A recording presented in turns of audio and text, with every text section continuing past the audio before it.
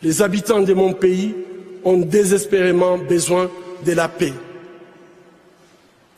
Mais comment construire la paix sur des fausses communes? Comment construire la paix sans vérité ni réconciliation? Comment construire la paix sans justice ni réparation?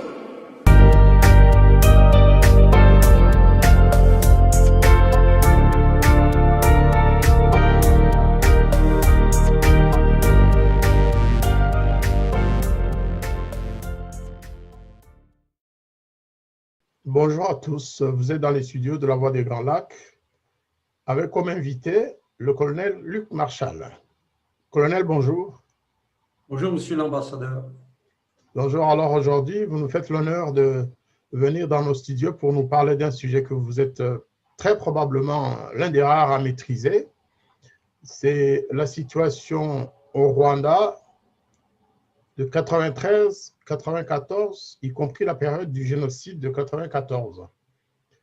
Nous allons aborder des questions selon un schéma plus ou moins classique et chronologique. La première question que nous allons vous poser, colonel, d'abord, c'est de vous présenter à nos auditeurs et à nos téléspectateurs, dire un peu de mots comment vous avez été conduit à vous retrouver au Rwanda en décembre 93. Comment vous avez trouvé le pays sur le plan politique et militaire, d'ailleurs, en ce moment-là. Et puis d'autres considérations, des thèses et des affirmations qui font souvent polémique, telles que l'assassinat du président Habyarimana par qui? Il y a des thèses, vous savez, qui sont divergentes et qui sont parfois complètement aux antipodes. Là aussi, vous nous donnerez votre point de vue. Nous vous poserons des questions là-dessus. Ensuite, on parle souvent justement du déclenchement du génocide et des massacres après l'attentat contre l'avion du président Habyarimana. Et on met souvent en cause le bataillon de la garde présidentielle. Je suppose que vous avez suivi cette question, que vous avez votre idée là-dessus et que vous avez pu récolter d'ailleurs des renseignements à ce sujet. Eh bien, nous ferons le plaisir de vous écouter et je pense nos téléspectateurs aussi. Et ensuite, de manière plus générale, on sait que la reprise de la guerre et des hostilités après l'attentat du 6 avril, la reprise des hostilités a été le momentum historique qui a fait basculer le Rwanda dans l'apocalypse. Mais on ne dit jamais qui est responsable de... Enfin, on le dit, là aussi il y a des thèses. Mais qui a été le responsable du déclenchement ou de la relance des hostilités entre les deux partis belligérants, entre le FPR de Paul Kagame et l'armée du Rwanda, les forces armées rwandaises? Eh bien donc, mon colonel, en peu de mots, je peux quand même résumer votre bio, votre profil, du moins en ce qui concerne votre présence au Rwanda. Vous avez été de décembre 1993 à avril 1994. Vous étiez officier supérieur du contingent belge de maintien de la paix avant et pendant une partie du génocide.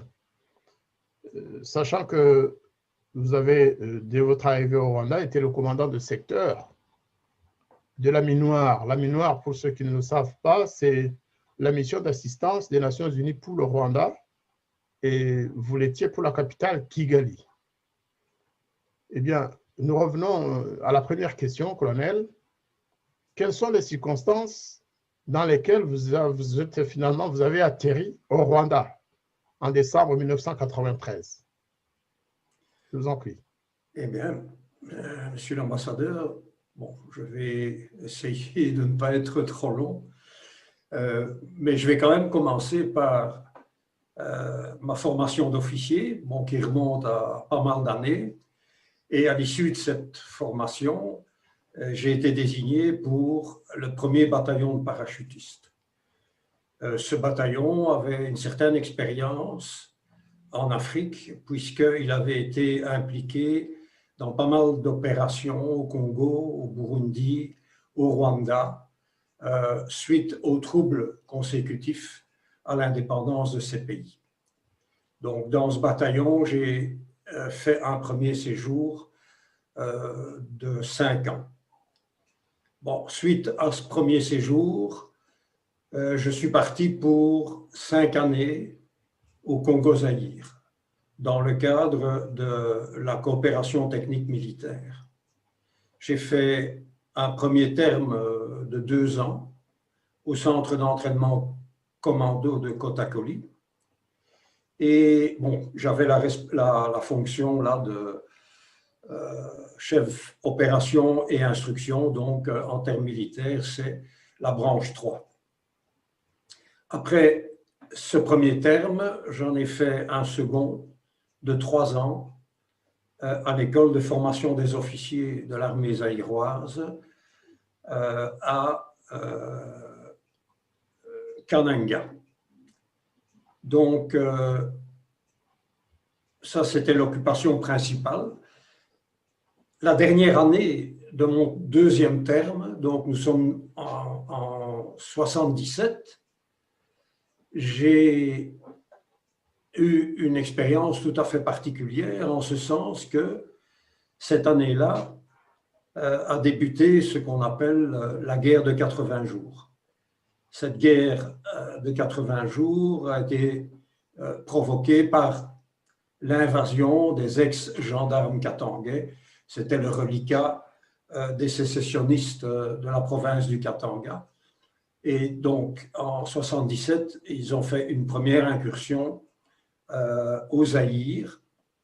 Et suite à la rapide implosion des forces armées zaïroises, le président Mobutu a fait appel à des coopérants militaires français et belges pour, disons, remonter la mayonnaise, pour ne pas utiliser une autre expression. Et c'est ainsi que j'ai été directement impliqué dans ces événements, en exerçant un commandement opérationnel au sein de l'armée zaïroise.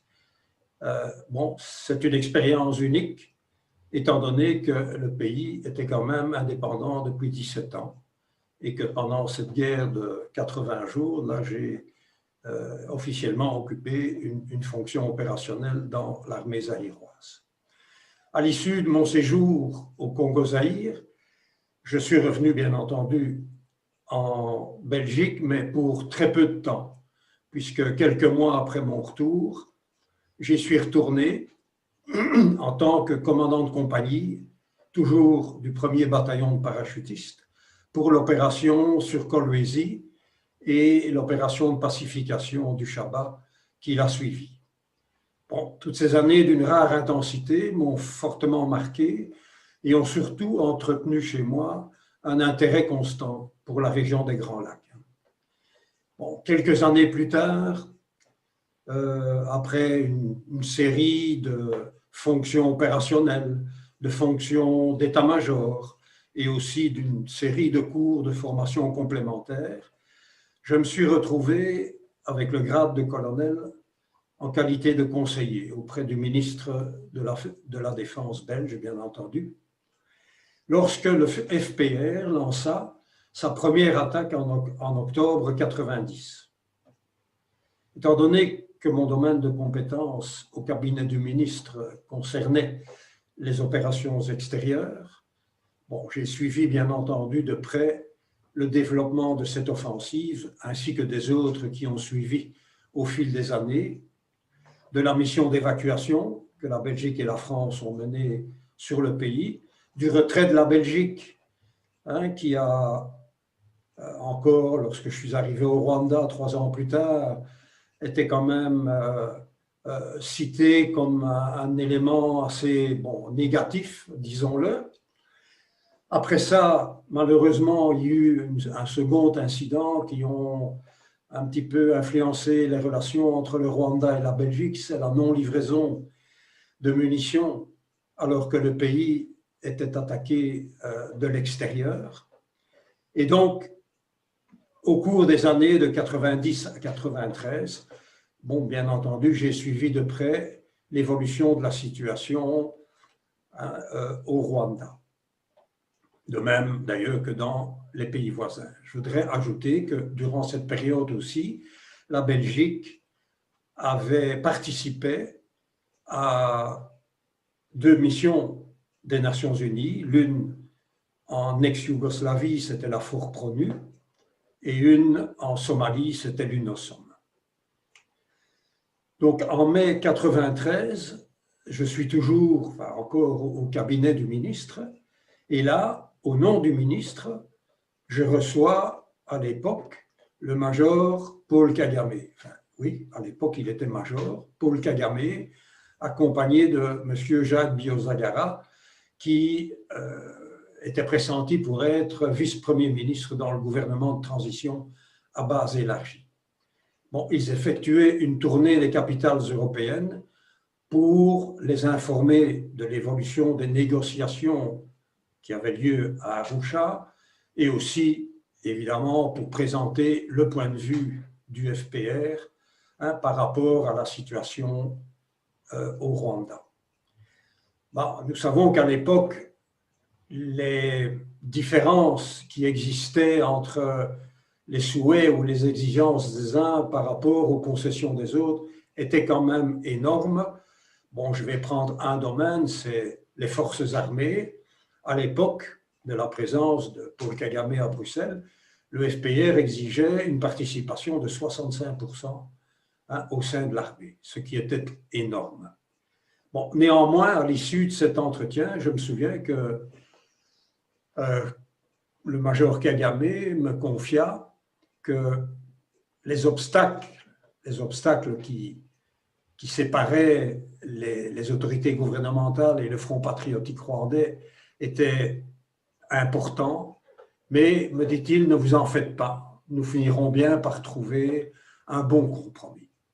Bon, j'ai interprété cela comme une véritable promesse encourageante pour la suite des négociations. Donc, des explications qui précèdent, mais bon, je crois que vous aurez compris qu'au moment où je suis arrivé au Rwanda en début décembre 1993, bon, j'avais quand même une certaine connaissance de la situation générale du pays et du contexte politico-militaire dans lequel j'allais devoir évoluer. Bon, je crois utile de mentionner, d'expliquer que si j'ai posé ma candidature, parce que le poste, la fonction de conseiller, qu'est-ce que je raconte, de commandant du secteur Kigali, c'était une fonction en nu. Donc, j'ai dû introduire ma demande auprès de mes autorités militaires, bien entendu. Bon, mon dossier est parti à New York avec mon curriculum vitae et c'est finalement à New York que la décision a été prise. Donc, voilà comment j'ai été désigné comme commandant du secteur Kigali. Mais si j'ai introduit ma candidature, c'est parce que j'étais intimement convaincu que mettre mes connaissances militaires au service de la paix constituait une démarche hautement motivante. En outre, et ce n'est pas anodin, en tant que Belge, j'estimais être plutôt bien armé pour aborder les problèmes de relations intercommunautaires. En effet, en ce qui concerne cette problématique particulière, la Belgique et le Rwanda présentent une similitude tout à fait évidente. Au sein de chaque pays cohabitent 3 communautés différentes, ayant des relations qui n'étaient pas toujours très harmonieuses, qui ne sont pas toujours très harmonieuses. Je pensais donc que le sens de la négociation et de la concertation à la belge pouvait également être mis au service de la paix. En conclusion, je ne suis pas arrivé au Rwanda comme un néophyte ignorant. J'avais, et c'était du moins mon sentiment au moment de mon arrivée, j'avais le sentiment d'avoir un bon background par rapport à l'Afrique en général et l'Afrique des Grands Lacs en particulier. Et surtout, j'étais particulièrement motivé par cette mission de paix, tout en restant conscient que même une mission de paix pouvait toujours tourner à la catastrophe. C'est la raison pour laquelle, d'ailleurs, avant mon départ, j'ai laissé chez moi, sur mon bureau, une enveloppe scellée avec mes dernières volontés. Donc, c'est la preuve que je ne partais pas là comme comme on a dit au Club Méditerranée, ce n'était pas ça du tout. J'étais convaincu que toute opération, qu'elle soit opération de paix, pouvait se terminer en catastrophe, comme je l'ai dit, et malheureusement, c'est bien ce qui s'est passé. Donc, voilà un petit peu ce qui m'a amené à poser ma candidature pour participer à cette opération des Nations Unies au Rwanda. Eh bien, mon colonel, je vous remercie beaucoup pour cet exposé bref, mais qui donne toutes les dimensions de votre parcours, notamment en ce qui concerne la participation à la Minuar. Peut-être qu'on va quand même rappeler le contexte.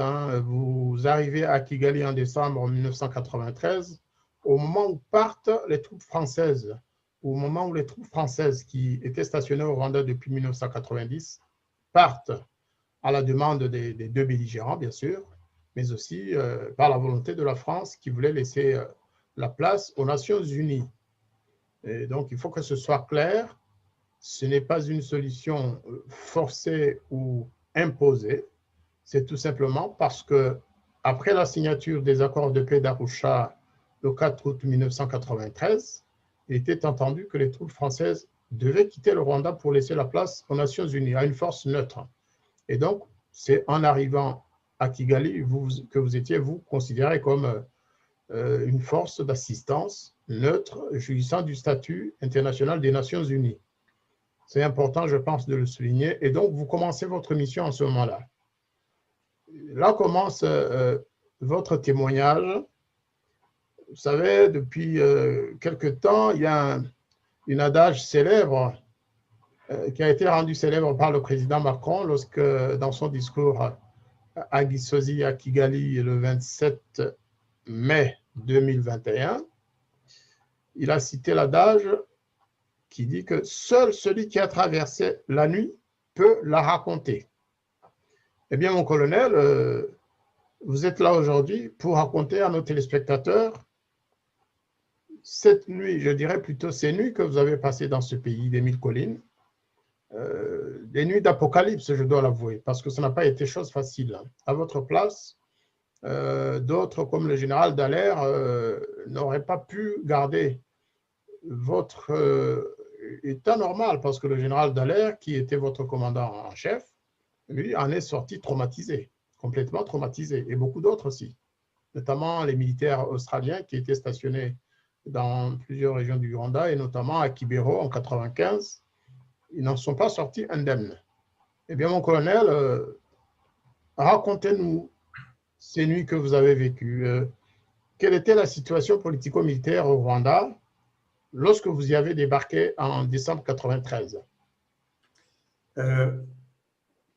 Avant de répondre à votre question, je vais mettre en évidence quelque chose qui, moi, personnellement, m'interpelle pratiquement depuis cette époque. Et cela a trait à certaines affirmations réductrices qui circulent au sujet de la situation interne au Rwanda. Et affirmations réductrices qui ne correspondent, mais alors pas du tout, à ce que moi j'ai vécu sur place. Donc, et j'ai toujours été interpellé par la présentation figée qui est faite de cette situation, comme si la réalité qui prévalait, par exemple, en août 1993, au moment de la signature des accords d'Arusha, était toujours la même que celle qui prévalait quelques jours avant l'attentat. Mais il y avait un monde de différence entre août 1993 et avril 1994. Cette situation, et on la voit au fil des années qui sont passées, ça s'est répété comme si, invariablement, cette situation que l'on a mis en évidence et qui a été mise en évidence par la commission d'enquête de la Fédération internationale des droits de l'homme, qui a fait un séjour au Rwanda en 1993, et cette commission a largement contribué à diaboliser la gouvernance du président Habyarimana. Bon, je ne vais pas revenir sur le caractère déséquilibré de ce rapport, qui a fait l'objet de nombreuses analyses critiques. Cependant, et ça c'est mon sentiment, ce rapport est toujours considéré par beaucoup comme reflétant une réalité de fait et réalité qui est intangible. Moi, de ce que j'ai vécu, eh bien, je me rends compte que la situation que j'ai découverte au début décembre 1993 par rapport à celle qui prévalait fin mars 1994, eh bien, c'était totalement différent et que cette situation était en évolution constante.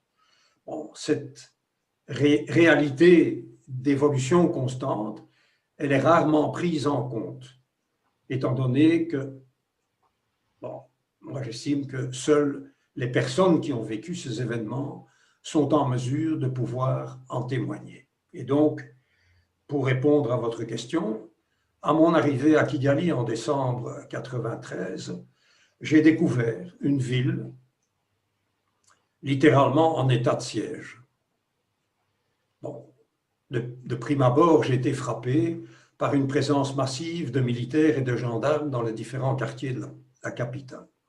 En fait, cette situation était tout à fait compréhensible, étant donné que le pays était en guerre depuis 3 ans et que de plus, une partie du territoire était occupée par une émanation de l'armée ougandaise dans le nord du pays.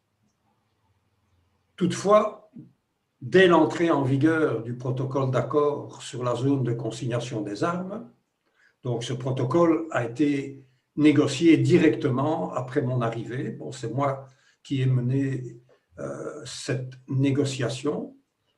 Ce protocole d'accord a directement eu un impact sur cette situation d'occupation par les armes, et la situation s'est rapidement éclaircie. D'ailleurs, ce protocole prévoyait que les unités militaires devaient rester consignées dans leurs quartiers respectifs et ne pouvaient en sortir que sous certaines conditions très strictes et sous contrôle de la MINUAR. Les forces gouvernementales se sont conformées, bon, c'est la réalité, à cette contrainte avec une réelle bonne volonté. Et quand des manquements étaient constatés, eh bien, j'en discutais avec le colonel, général Kabilidi, qui était l'officier opération des forces armées rwandaises, et si besoin en était, avec le général Nsabimana, le chef d'état-major des phares. Et à chaque fois, j'ai pu constater que des mesures correctives étaient effectivement prises dans des délais tout à fait raisonnables. Je ne peux pas en dire autant de l'autre partie signataire des accords de paix d'Arusha, c'est-à-dire le Front patriotique rwandais, que j'appellerai FPR pour plus de facilité. Pour être bref et synthétiser la nature de mes relations avec le FPR, je la qualifierai de collaboration à couteau tiré. Cette formulation, je pense, est suffisamment claire, et cette formulation, je l'ai d'ailleurs utilisée comme titre d'un sous-chapitre de mon livre « Rwanda, la descente aux enfers ». Je ne peux donc que me louer de la bonne collaboration des phares, et aussi bien entendu de celle de la gendarmerie avec laquelle la MINUAR entretenait des relations tout à fait spécifiques, conformément au mandat défini par le Conseil de sécurité dans sa résolution 872. En fait, la gendarmerie et la MINUAR devaient collaborer intimement, étant donné que la MINUAR n'avait aucune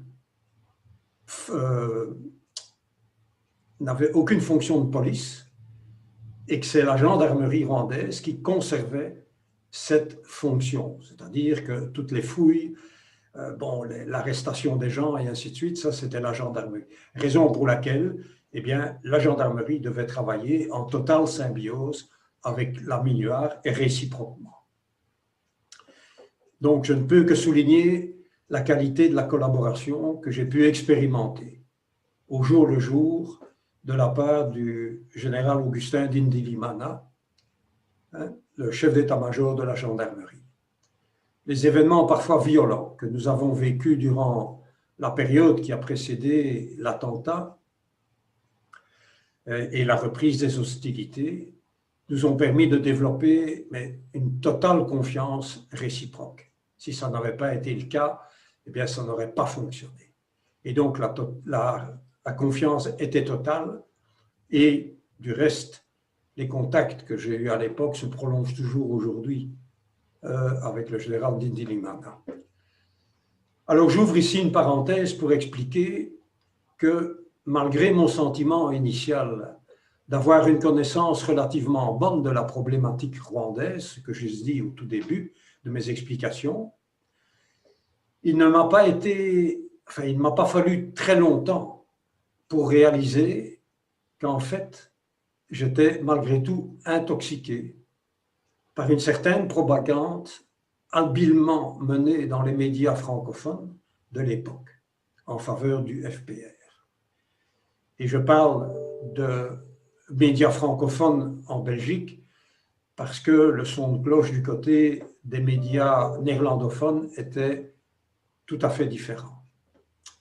C'est donc la réalité du terrain qui m'a permis de réaliser que tous les bons ne se trouvaient pas forcément dans le même camp et que, par voie de conséquence, les mauvais n'étaient pas systématiquement dans l'autre. Toutefois, cette prise de conscience ne m'a pas empêché de garder l'indispensable neutralité qu'il me fallait respecter pour accomplir honnêtement et efficacement la mission qui était la mienne. Et pour m'aider dans cette tâche de neutralité, j'avais en permanence sur moi ce que je vous montre ici et qui est un des exemplaires du protocole d'accord de la zone de consignation des armes. C'était ma Bible et c'est elle qui me permettait de trancher toutes les situations litigieuses auxquelles j'étais confronté. Voilà quelles étaient mes impressions, disons, dans la période initiale de ma fonction en tant que commandant du secteur Kigali.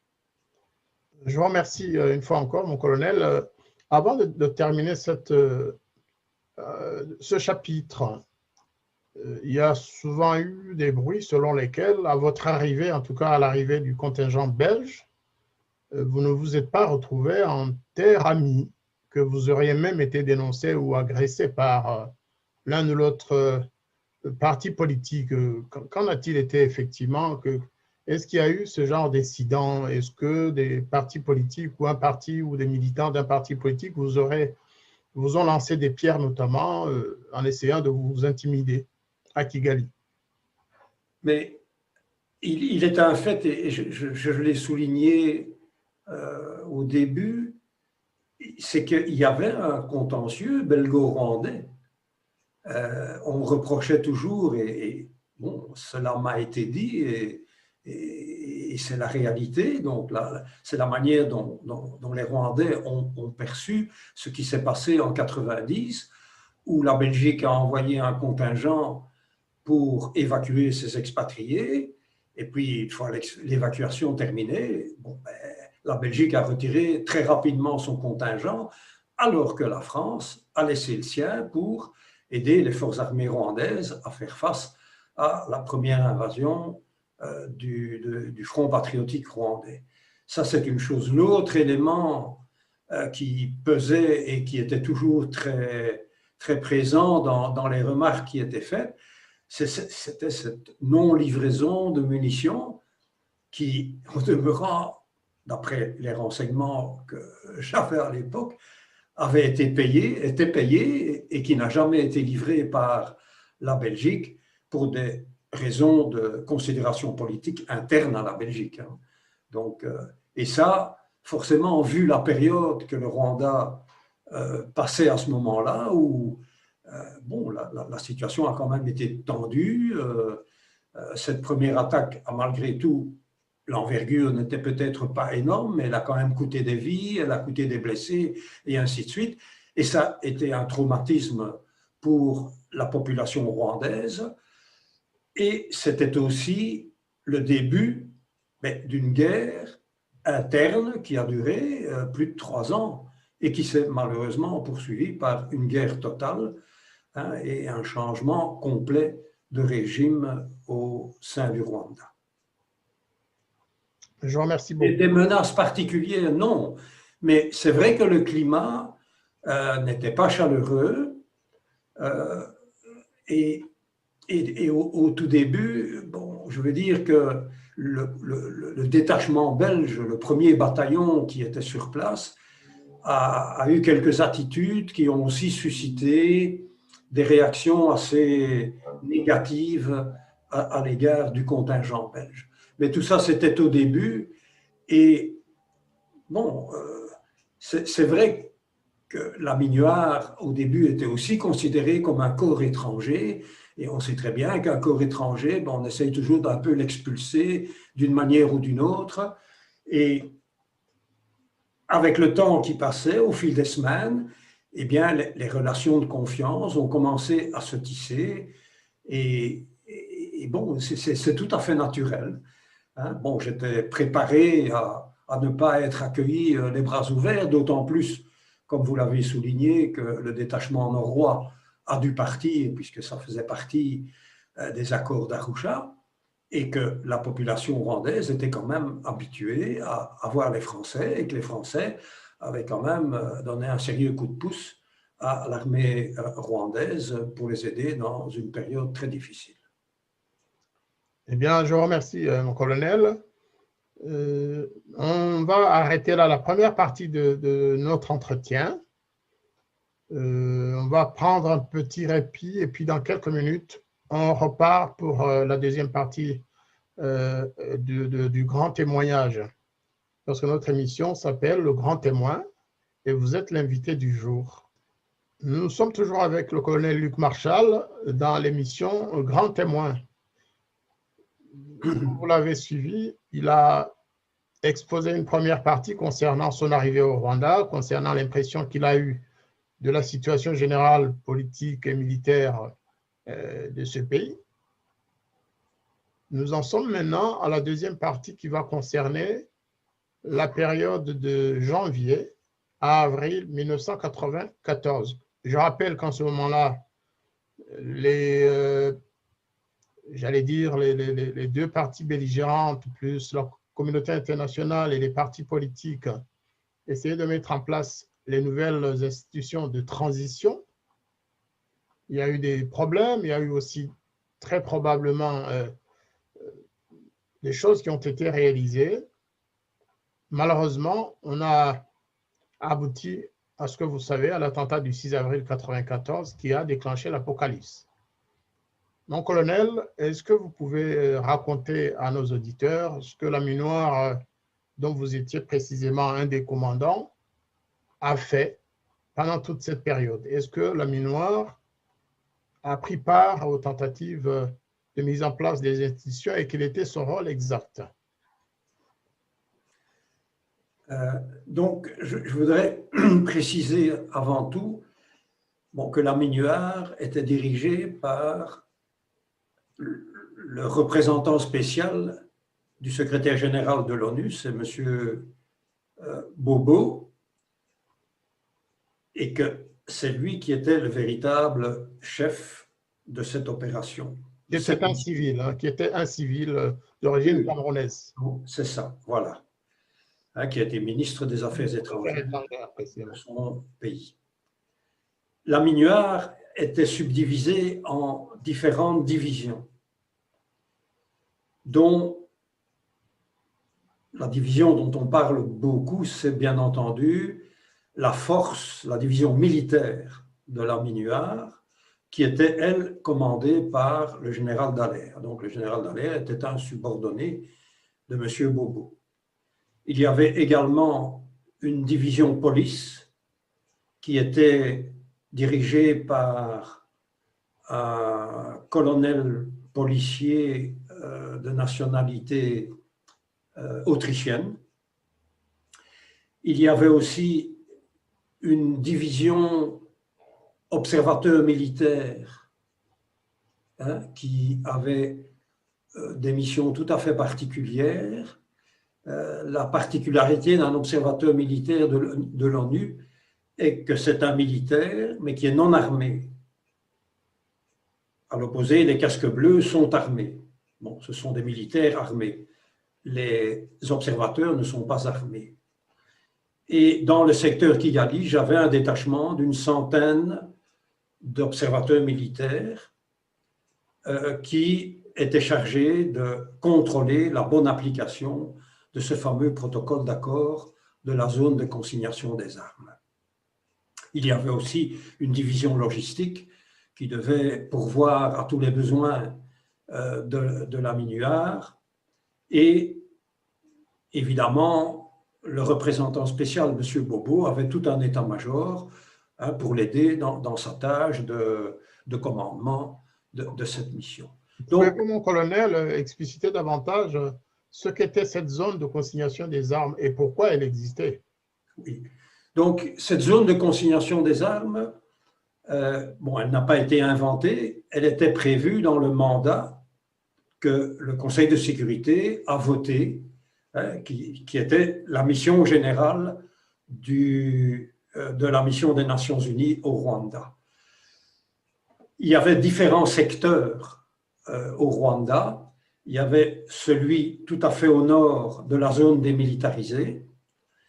Il y avait aussi un petit secteur qui se trouvait en Ouganda proprement dit, où là, il y avait uniquement des observateurs militaires. Et alors, le gros secteur de la mission, c'était bien entendu le secteur Kigali.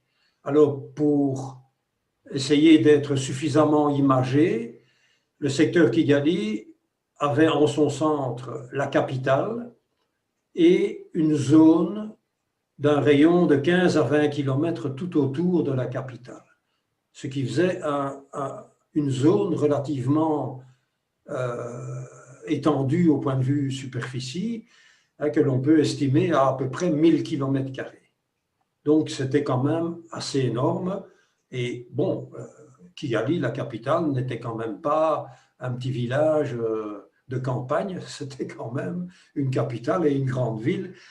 Donc, le secteur Kigali était quand même fort important. Alors, pour répondre à votre question et parcourir cette période de décembre 93 à avril 94, je dirais pour baliser l'évolution de la situation que personnellement, je la vois en 4 phases différentes.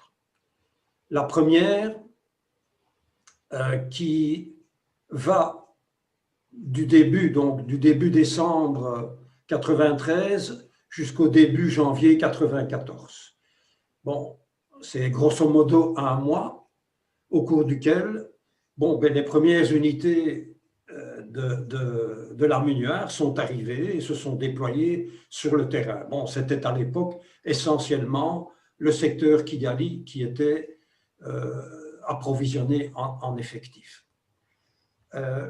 Pendant cette période d'environ un mois,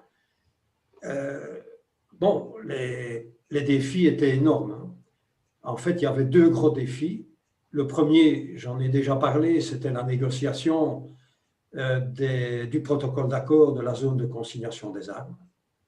Et ça n'a pas été une mince affaire parce que la Minuar avait affaire à 2 pôles qui s'opposaient, mais frontalement.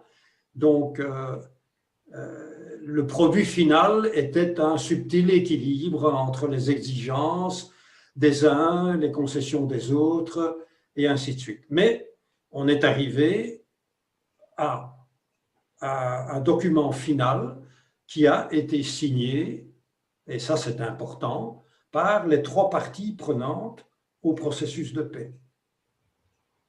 Le gouvernement rwandais, c'est le ministre de la Défense, Augustin Bizimana, qui a signé le protocole d'accord.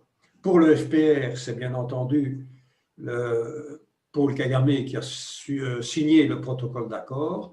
Et pour la MINUAR, c'est le général Dallaire qui l'a signé, puisque à cette époque-là, M. Bobo n'était pas encore officiellement au Rwanda. Donc, ça, c'est un des premiers défis qui a été relevé. Et ce protocole a été signé le 26 décembre. Donc, il a fallu pratiquement 3 semaines pour le négocier et pour le mettre sur papier de manière à ce que toutes les parties soient bien au courant, je vais dire, des règles du jeu dans lesquelles elles allaient évoluer. Le deuxième défi qui a été relevé pendant ce premier mois, cette première période, c'est bien entendu le mouvement du bataillon du FPR qui devait être installé à Kigali avant la mise en place des institutions de transition. Bon, ça, c'était une opération militaire de grande envergure. Le bataillon FPR, c'était plus de 600 hommes, accompagnés d'une centaine de responsables politiques et de fonctionnaires qui devaient faire fonctionner tout l'appareil administratif du FPR à Kigali. Cette opération de mouvement du bataillon FPR s'est déroulée le 28 décembre 1993. Bon, elle s'est très bien déroulée et comme je l'ai déjà souligné, et je le souligne une fois de plus, la collaboration de la gendarmerie et des phares a été totale pour aider au bon déroulement de cette opération de déplacement du bataillon FPR de Mulindi jusqu'au CND à Kigali. Après ces deux défis majeurs, le suivant, c'était la mise en place des institutions de transition. Et ça, c'est le début de la deuxième période qui va du début janvier jusque, je dirais, fin février. Bon, là, c'est une période très dure auquel nous avons été confrontés parce que, d'abord, il y a eu plusieurs manifestations très violentes avec, généralement, mort d'hommes, blessés. Il y a eu plusieurs assassinats, dont l'assassinat du ministre Gatabazi, qui a déchaîné quand même 3 à 4 jours d'émeutes à Kigali et dans l'intérieur du pays. Il y a aussi eu l'assassinat de Martin Buchiana à Butare. Donc tout ça a fait que cette période était très stressante et la MINUAR, bien entendu, tous les acteurs se posaient énormément de questions. La première tentative de mise en place des institutions de transition a eu lieu le 5 janvier. Alors, je crois qu'il est utile quand même d'expliquer, parce que tout ça semble, pour ceux qui ont vécu, c'est naturel, mais les accords d'Arusha prévoyaient 3 institutions de transition. La période de transition devait être, c'est ce qui était prévu, de 22 mois. À l'issue de ces 22 mois, devaient se passer des élections libres, de manière à choisir un Parlement consécutivement à des élections libres. Mais pendant la période de transition, c'était une procédure tout à fait particulière et les partis en présence devaient se mettre d'accord pour désigner leurs représentants pendant cette période de transition. Alors, il y avait 3 institutions. La première, c'est celle du chef de l'État. Donc, le président Habyarimana restait chef d'État pendant la période de transition. La deuxième institution de transition, c'était le gouvernement de transition à base élargie. Et la troisième, c'était l'Assemblée nationale de transition. Bon, ces 3 institutions auraient dû se mettre en place le 5 janvier lors de la première tentative de mise en place des institutions. Le 5 janvier, il n'y a que le président Habyarimana qui a prêté serment dans la nouvelle formule de l'État rwandais, c'est-à-dire dans la formule de transition vers des élections libres pour la formation d'un gouvernement de plein pouvoir et ainsi de suite. Bon, les 2 autres institutions, malheureusement, n'ont pas été mises en place parce qu'il y avait toujours une discussion sur la composition des listes des députés qui devaient faire partie de cette fameuse Assemblée nationale de transition. Alors, je résume le tout. Il y a eu au total, durant toute la période du 5 janvier au 28 mars, qui a été la date de la dernière tentative, il y a eu 22 tentatives de mise en place des institutions de transition. Alors, quand vous me demandez ce que faisait la MINUAR ou ce qu'a fait la MINUAR pendant cette période, eh bien, sachez bien qu'à chaque tentative de mise en place, c'était un dispositif d'à peu près 600 gendarmes et casques bleus qui étaient mis en place pour assurer la sécurité de la mise en place. Donc, je ne vais pas dire que c'était la seule occupation de la MINUAR, ce n'est pas vrai parce qu'il y avait toute une série de missions répétitives qui se passaient tous les jours et qui auraient dû assurer un meilleur contrôle à l'intérieur de cette fameuse zone de consignation des armes. Mais cette répétition de mise en place des institutions de transition a demandé une énergie folle. Et bon, quand on doit mettre en place autant de monde, eh bien, c'est au détriment des missions, je veux dire, quotidiennes. Et ça s'est très fort ressenti pendant l'ensemble de la mission, la période qui a précédé l'attentat. Donc, cette deuxième période, comme je l'ai dit, c'est du 5 janvier jusqu'à fin février ou début mars, quand, suite à l'assassinat du ministre Gatabazi, bon, il y a eu ces journées d'émeute à Kigali, où il y a quand même eu pas mal de morts également, et puis la situation s'est stabilisée. Et vraiment, à partir du mois d'août, il y a eu une réelle, je vais dire, pacification des relations, et là, il y a eu une réelle collaboration avec les autorités politiques rwandaises pour permettre que finalement les deux institutions de transition qui devaient encore être mises en place puissent l'être. Et là, durant cette période, donc du mois de mars 94, bon là, les ambassadeurs en poste à Kigali se sont impliqués pour trouver une solution pour résoudre. En fait, il restait 2 problèmes à résoudre à cette époque-là. C'était la participation de la CDR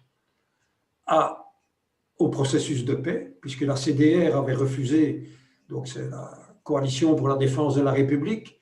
Bon, la CDR, c'est un parti qui était répertorié comme étant un parti extrémiste, Hutu, et ce parti avait refusé de signer la charte de bonne conduite que les autres partis avaient signée, qui était une charte qui permettait, ou qui obligeait ceux qui l'avaient signée, les signataires, à respecter toute une série d'attitudes et de choses à ne pas faire pendant la période de transition, donc pendant la période du processus de paix. La CDR avait refusé, et suite à l'implication et aux négociations du mois de mars, finalement, la CDR a signé cette fameuse charte de bonne conduite, et l'ensemble des partis politiques, à l'exception du FPR, ont accepté que la CDR fasse partie du paysage politique rwandais et participe donc au processus de paix.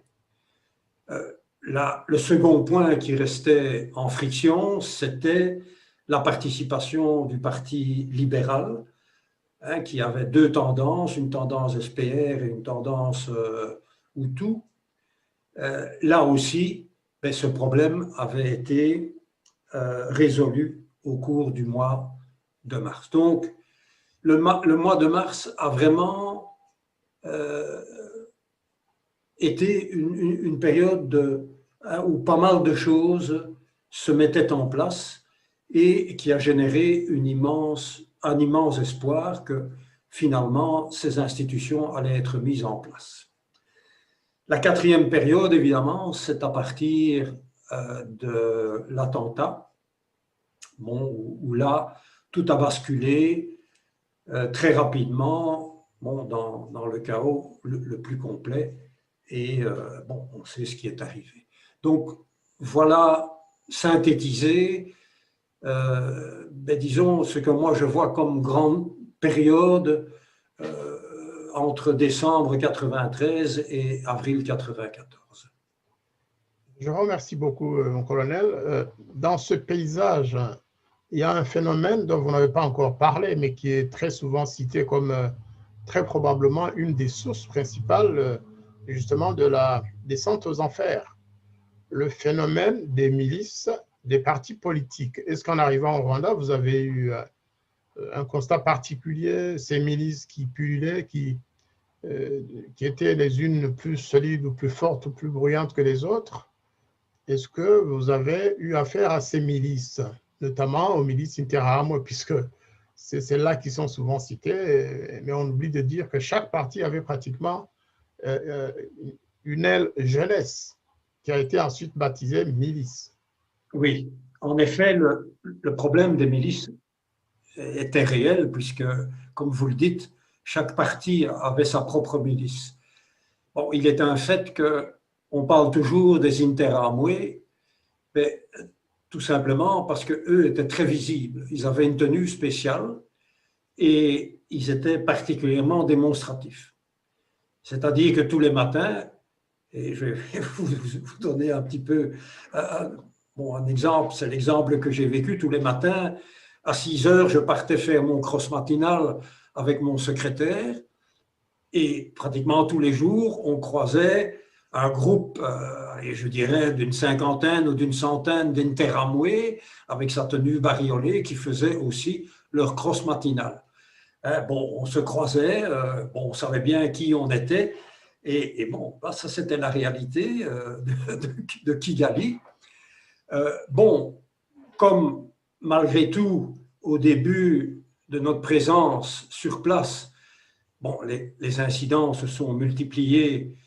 J'ai parlé de manifestations qui étaient quand même violentes, auxquelles les Interahamwe participaient, et comme ils avaient une tenue tout à fait remarquable, ne pouvaient pas passer inaperçus, donc ils étaient directement pointés du doigt. Et donc, il y a eu, de la part du MRND, puisque les Interahamwe étaient quand même la milice du parti, le mot d'ordre a été donné que les Interahamwe ne pouvaient plus porter la tenue en question. Ça ne les a pas changés. Ça n'a pas changé leur façon de faire, de continuer à faire le jogging matinal, puisque je les ai croisés tout à fait régulièrement et quasi quotidiennement. Donc, oui, ces milices posaient un réel problème, parce que forcément, c'était la jeunesse du pays Et on sait que, bon, dans certaines conditions, dans un certain climat, bon, ben, la jeunesse peut avoir des réactions particulièrement extraverties et que dans l'ensemble des membres de ces mouvements politiques, mais il n'y avait peut-être pas les citoyens les plus parfaits du Rwanda. Hein. Donc, bon, cet aspect-là était très important.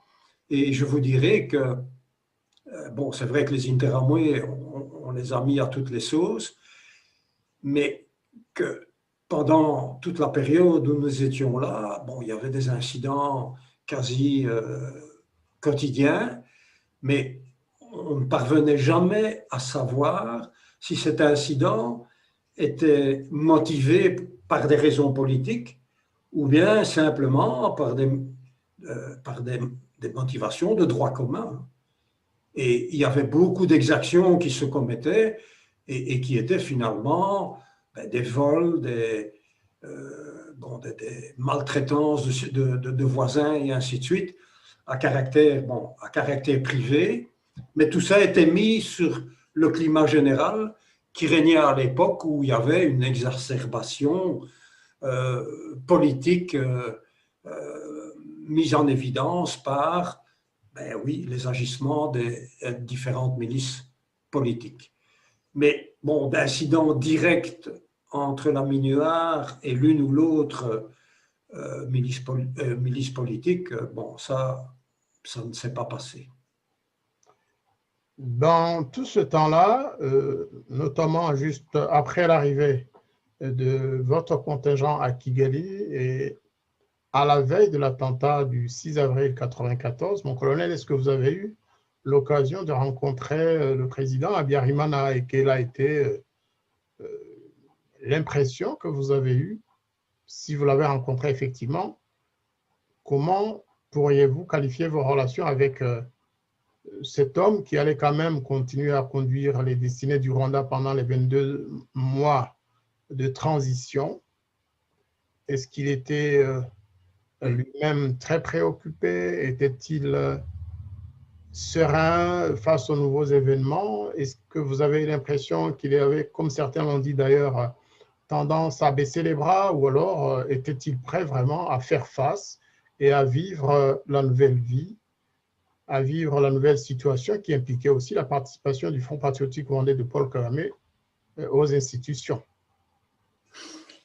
Oui, bon, mais pour répondre à votre question, oui, en effet, j'ai eu l'occasion de converser avec le président Habyarimana. Bon, ma première entrevue avec lui s'est passée, si mon souvenir est bon, le 30 janvier 1994.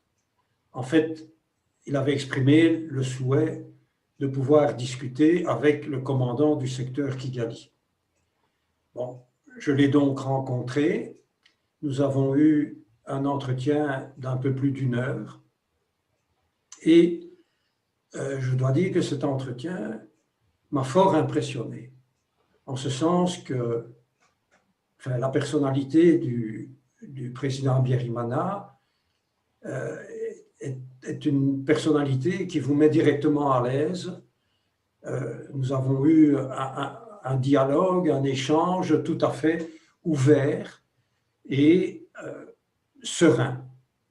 Bon, ce qui m'a impressionné pendant l'entretien, c'est que le président était très bien au courant de la situation de la MINUAR et des différents problèmes qui se posaient à ce moment-là. Bon, je rappelle, c'était le 30 janvier. À ce moment-là, nous étions encore toujours occupés à essayer de trouver nos marques, nous, MINUAR. Conscients que nous étions que la perception que nous avions de la situation n'était pas évidente, puisque la MINUA n'avait aucun service de renseignement. Donc, il y avait très peu de possibilités d'être informé sur certains aspects de la vie réelle et de l'évolution de la situation interne du Rwanda. Mais pendant l'entretien, le président Habyarimana a invoqué différents petits points d'achoppement, dont un point était l'absence de carte d'identité en possession des militaires du FPR qui étaient à Kigali. Et c'est le premier qui m'a fait apparaître que le fait qu'il n'avait pas de carte d'identité, ça voulait dire qu'il n'était pas contrôlé non plus. Et que le président m'a posé clairement la question, est-ce que vous êtes certain que les 600 militaires du Front patriotique rwandais qui sont actuellement au cantonnement au CND sont exactement les mêmes que ceux qui sont partis de Mulindi? Donc, c'était une question très pertinente parce que, d'abord, on ignorait qu'il n'avait pas de carte d'identité. Et, bon, la réflexion du président mettait aussi la puce à l'oreille en disant, mais tiens, est-ce que par hasard, les militaires du FPR n'utiliseraient pas les transports de bois quasiment quotidiens de Mulindi jusqu'à Kigali pour l'un ou l'autre trafic, que ce soit importer des militaires, que ce soit pour autre chose également. Et donc, comme je le disais, bon, l'entretien a été très ouvert. J'ai pu répondre à certaines questions posées par le président et il m'a fait apparaître aussi, il a aussi parlé des incidents, j'en ai déjà fait mention, aux incidents entre le contingent belge et certaines autorités militaires rwandaises. Il l'a fait très, très ouvertement, très calmement et ainsi de suite. Donc, cet entretien a été positif. Et vous me posez la question de savoir quelle était l'impression qu'il m'a donnée. Est-ce qu'il vraiment souhaitait participer à ce processus de paix? Est-ce que c'était pour lui une préoccupation et ainsi de suite? Eh bien, je peux effectivement témoigner qu'il était préoccupé et qu'il avait une véritable volonté de pouvoir, mais dans des conditions acceptables, bien entendu, pouvoir mettre que ce processus de paix soit une réussite. Parce que à la fin de l'entretien, quand on s'est séparés, il m'a dit quelque chose de très important, que j'ai ressenti comme très important. Il m'a dit, écoutez, vous pouvez être certain que la réussite de la MINUAR, c'est aussi la réussite du peuple rwandais. Et là, ça m'a fait comprendre que toutes les critiques que l'on exprimait à l'égard, certaines critiques que l'on exprimait à l'égard du président Habyarimana et ainsi de suite, eh bien, ça ne correspondait alors pas du tout à ce qu'il a dit, mais c'était évident que le succès de la MINUAR correspondait également au succès de la population rwandaise, puisque ce succès devait conduire à un nouveau Rwanda où l'ensemble des citoyens rwandais auraient pu participer au progrès de la communauté et au progrès du pays proprement dit. Donc ça, c'était le premier contact que j'ai eu avec le président Habyarimana. J'en ai eu un second, c'était à la mi-février. En fait, pour ne pas trop rentrer dans les détails, cette seconde rencontre avait été organisée pour, arrondir les angles et aplanir le contentieux qu'il y avait entre le contingent belge et les autorités rwandaises, puisque les incidents s'étaient multipliés. Et quand on dit que les autorités gouvernementales avaient intérêt à torpiller la Minuar, eh bien, je peux certifier que ce n'est pas le cas, parce que si ça avait été le cas, eh bien, le président ne se serait pas impliqué justement dans cette réunion de concertation, puisque là, il y avait à cette réunion participait également le général Sabimana et le ministre de la Défense. Du côté belge, il y avait l'ambassadeur Johan Swinen, il y avait le commandant du bataillon belge de Kibat 1, moi-même et le chef de la coopération technique militaire au Rwanda. Donc il y a eu une véritable volonté d'arrondir les angles et bon, de travailler pour que les choses ne s'enveniment pas. Ça aurait été très simple à cette époque-là d'envenimer la situation et le contingent belge serait retourné en Belgique, parce que c'était également la volonté du général Dallaire à l'époque. Donc ça, c'est la deuxième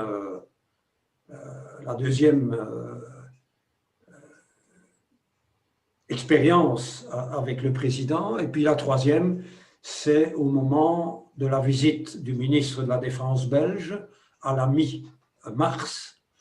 Il y a une visite du ministre Delcroix à l'époque qui voulait visiter le détachement belge au sein de la Minuar. Et là, il y a eu également un entretien entre le ministre, le président de la République, l'ambassadeur de Belgique et le ministre Bizimana et moi-même pour un petit peu discuter des relations. Et à cette occasion-là, le ministre belge s'était engagé à consolider, augmenter la mission de coopération technique au Rwanda. Donc, il y avait vraiment une volonté de la Belgique de participer concrètement au processus de paix et de faire en sorte que ce processus de paix ne capote pas, puisque on était tout à fait conscient que c'était quand même une période très délicate et qui pouvait capoter très facilement. Et donc, voilà les contacts que j'ai eus personnellement avec le président Habyarimana. Je vous remercie beaucoup. Votre témoignage vient décidément renverser pas mal d'idées reçues et propagées à longueur de journée par certains médias et par certains chantres de la libération apportée par le Front patriotique rwandais, surtout quand ils essaient de diaboliser l'ancien président de la République rwandaise, le général Juvénal Habyarimana. Nous sommes là donc à la veille de son assassinat, le 6 avril 1994. Ce point va faire l'objet de la troisième partie de cette émission. Une fois encore, on va se détendre, prendre un peu de temps et revenir dans quelques minutes. Je vous remercie, mon colonel.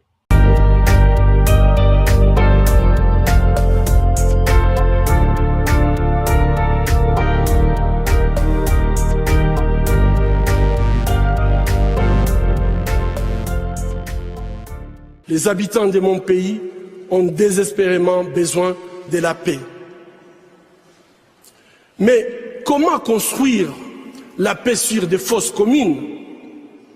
Comment construire la paix sans vérité ni réconciliation? Comment construire la paix sans justice ni réparation?